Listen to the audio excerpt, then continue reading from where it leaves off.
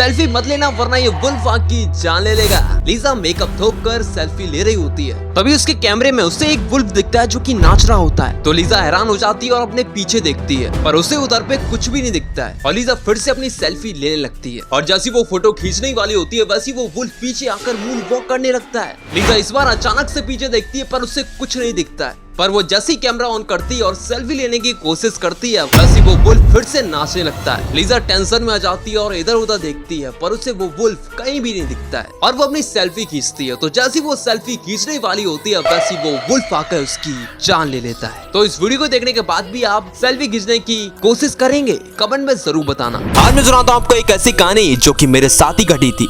मुझे अभी तक उस रात का डर महसूस होता है जब मैं 15 साल का था और अप्रैल का महीना चल रहा था और रात के 11 बज रहे थे। मेरे घर में कोई नहीं था, ना मेरे दोस्त ना मेरा परिवार, सब बाहर गए थे। उस रात जब मैं सोने के लिए जा रहा था तभी अचानक से बाहर से एक आवाज आती है। तो मैंने दरवाजा खोला और दरवाजा खोल के देखा तो उधर पे कोई नहीं था। मुझे लगा ये मेरा भ्रम होगा, फिर मैं अपने कमरे में वापस आ गया। तो जैसे ही मैं सोने जा रहा था तभी मैंने कुछ देखा जिसे देखकर मैं चौंक गया कि मेरे कमरे की खिड़की के बाहर किसी की परछाई दिख रही है जो कि एक छोटी लड़की की थी। मैं बहुत घबरा गया था। फिर मैं अपने बेड से धीरे से उठा, फिर मैंने धीरे से गेट को खोला। जैसे ही मैंने गेट खोला वैसे ही एक छोटी लड़की की गुनगुनाने की आवाज आने लगी। मेरे घर के बाहर एक गार्डन था, उस गार्डन के अंदर एक बड़ा सा पेड़ था। उस पेड़ के पास मैं जा नहीं सकता था, मुझे किसी ने मना किया था।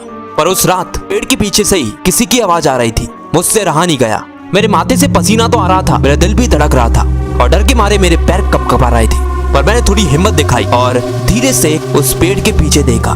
तो जैसे ही मैंने उस पेड़ के पीछे देखा तो मैं देखकर हैरान हो गया।